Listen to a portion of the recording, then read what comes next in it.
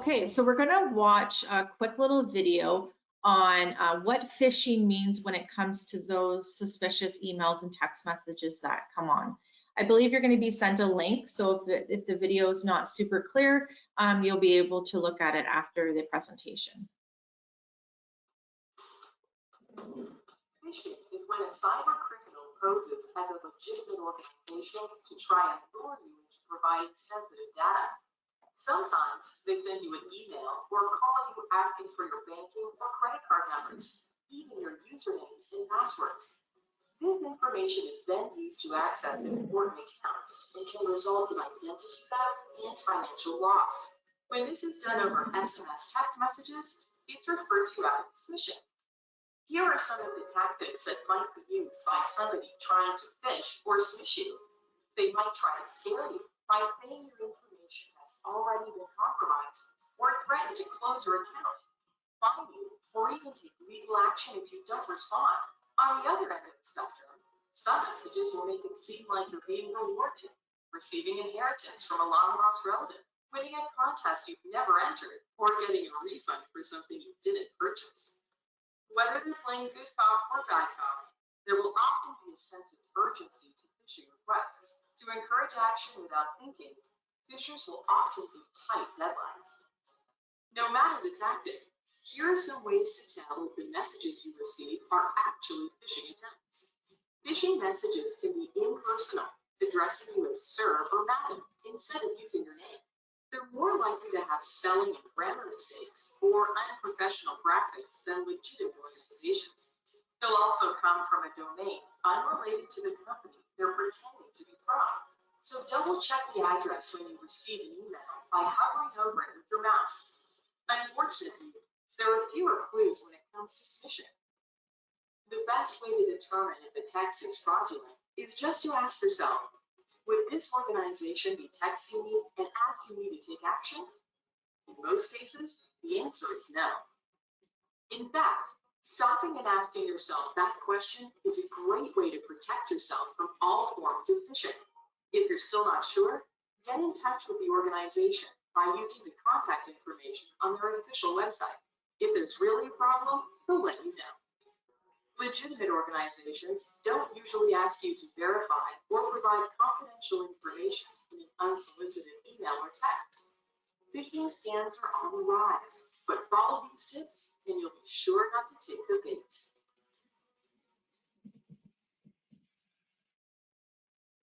Okay, I hope you found that video helpful with the phishing attempts that we all seem to be getting. And that's the bank is calling you to say there's your credit card appears to be compromised. Can you please give me your credit card number? That's a phishing attempt. So anytime anybody calls us potentially from the bank or credit card company, we're just not going to give them information. We're going to say, thank you for letting me know that you believe my credit card's been compromised. Me as the customer asked you, now I'm asking you to cancel my credit card, and then you can hang up the phone. And then if you're really in doubt, go into the bank and find out if there's been a compromise. Also, if you have an online account or maybe an app to do with your bank, then you're going to go and double check yourself. So again, we're verifying the information. Never offer information, and check with family members if you're in doubt. One thing that is out there, if anybody has a home line, is there's such a thing called delayed disconnect. So what that means is that if, say, a scammer is calling you on your home line and they say they're the bank and they say, why don't you just call? Okay, that's fine, you don't believe me, then call the number at the back of your debit card. And you go, okay, I'm going to do that. And you hang up the telephone. If you pick up that phone, I always say within 10 minutes, let's just be the air of being cautious. You pick up that phone and then dial that number on the back of your debit card. The scammers can actually hold your line open. So then when you're calling that number, you're actually calling the bad guy, but you believe you're talking to the bank. So I always suggest, let's just wait 10 minutes before any type of suspicious call comes through if you're using your home line. Just wait, just to make sure that no one has held your line open. They can't do that with a cell phone, just to let you know. So if you do get a call like that and you do have a cell phone, you can pick up your cell phone and call the back of your debit card or your credit card if you had that. We also always suggest to people, don't give cash or checks to somebody you do not know. Nobody should be arriving at your home to pay bills and take money in cash. The other thing with computers is never give access to your computer unless you know them personally. So if anything pops up on your computer, we're not going to be giving anybody access to that. Or if they ask you to call a phone number with a pop-up, we're not going to do that. If we feel like our computer has been compromised, we're going to take it into a trusted company to take a look and see if they can see if there's been malware put on your computer. The other thing is, once a gift card number is given out, so say a scammer asks you to pay a bill and they want you to pay in gift cards, once you give that gift card number out, it's very difficult for the police to get your money back, to reimburse it, or even to find out where the money has gone to. And when in doubt, call the police. How do you avoid being scammed as well? And what do you do if you're being a victim? Contact your bank. We always suggest people call the bank right away, especially if you made any transfers, e-transfers, wire transfers. Call them first to report it. Then you can contact your regional police. We have lots of different ways to report fraud, whether it is an online police report, a phone report, and if it's in progress, a police officer would come out to that. And then collect and keep evidence. We don't want you deleting or removing any type of evidence that you have. And then you can also contact the Canadian Anti-Fraud Center. They compile all sorts of information across Canada on different type of frauds. They collect data on suspect information, including phone numbers, emails, and they often work with the police. Okay, we're going to go into crime prevention. What do you do to be safe out in the community? So some of this is very self-explanatory. When you're out and about, we want to travel in pairs if possible, and be aware of your surroundings. When I say be around your surroundings, what do we notice in at especially intersections is we're going to we notice that people are on their cell phones. They're distracted. They're looking down at their phone when they're crossing the road.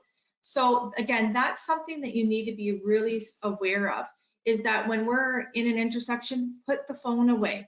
Our job at an intersection is to keep our head on a swivel. We're paying attention to drivers. We're paying attention to who's speeding. We're looking at the driver to see, are they distracted? When we cross the road, we're going to make eye contact with the driver to make sure that we both know that we're walking across the street and that they need to watch for us. And then we tell people when they're out and about, avoid wearing headsets that can compromise your hearing. So if you're wearing, earphones because you're listening to music, that's great. But we also are not paying attention to who's behind us because we can't hear them, somebody walking quickly behind us, or we can't hear when a car is coming up closely to us. And then we want to say, don't take shortcuts through alleys or parks, especially by ourselves. And then if you see anything suspicious, notify the police. That's our job, to come out and take a look and to see if what you've noticed, if it is suspicious. Okay, so distraction thefts have become a little bit more popular. That's when thieves work in a team and they often approach their victims in busy locations. So grocery stores, shopping centers, parking lots. In this situation, this lady's grocery shopping and she's looking into, looks like the meat department, and this person takes her purse. So don't let yourself be distracted. If someone that you don't know is approaching you and speaking to you, where is your purse? Where is your anything that that someone would want to steal? Like, where is that? Because when someone's distracting you, that's when their friend comes around and takes maybe an item out of your cart. I always often suggest wear maybe a fanny pack around your waist. put in maybe one debit card, one credit card, have that with you so that you don't have that bag with your cart, or wear something around your chest so that you have your those credit card, debit cards right with you. And then with your car, don't leave purchases in plain sight in your vehicle. If you went into, say, Best Buy and bought an iPad, we're not going to leave that right in, right beside us and leave it when we are going to the next store. So this little video is someone being approached by a stranger. So there's no audio on this, but I just want everybody here just to pay attention to see what's happening in this video. And this is a distraction theft.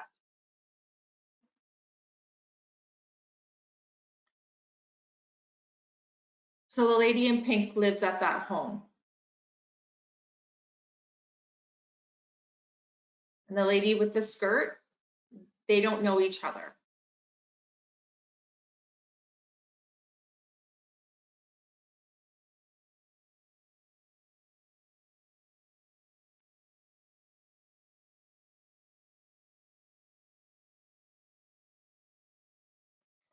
So then you'll notice the lady in the skirt is then going into a vehicle. So this is a classic example of a distraction theft. So what you saw in that video is a lady was being approached by a stranger. Perhaps there was a question asked, and the lady in the skirt said, I really want to show you a really pretty necklace. And then she went up to the lady super close and put a necklace around her. But what the lady in pink didn't realize is that her real gold necklace was being removed from her neck, and she was left with the fake necklace. So in a situation like that, I always tell people, if a stranger comes up to you super close, all we need to do is put our hand up and say, you're getting too close. We're not rude, we're not yelling at the person, but we're just putting a boundary and saying, no, no, thank you. I don't want to look at the necklace, or no, no, thank you. You're getting too close. And that's all we need to do. But that is a classic example of a distraction theft. Vehicle safety, another example of a distraction theft that is on the increase is when you're in a parking lot, you're sitting in your car and there's a knock on your windshield and someone asks you to get out of your car and they want to show you a problem with your tire. Well, what happens is that their friend who's lurking around the corner comes and opens up your door and takes your bag out of your car, and then you return to your vehicle and realize, well, where's my purse? Where's my wallet? Where did it go? So in those situations, what I tell you to say, if someone is right at your window, just be like, thank you for letting me know there's a problem with my car. And it's almost like you dismiss them. You don't get out of your car, you're not yelling at them, but you're like, thank you for letting me know. And that's it. Keep your door locked. And when they leave, that's when you can get out of your car and take a look for yourself. Also, I tell people, if you don't feel comfortable, maybe you move your car in the parking lot to a safer spot in the parking lot, and then get out of your car and go, oh, okay, let's see what they're talking about.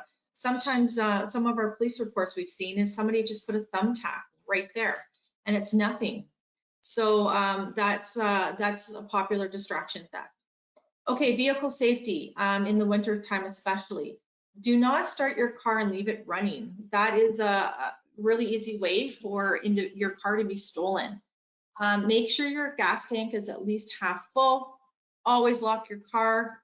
And then when you're parking, park at highly visible, well-lit locations. That means that if you know that you're going into, say, the mall at 4 p.m. and you'll be there for a couple hours, you know when you come out, it's going to be dark.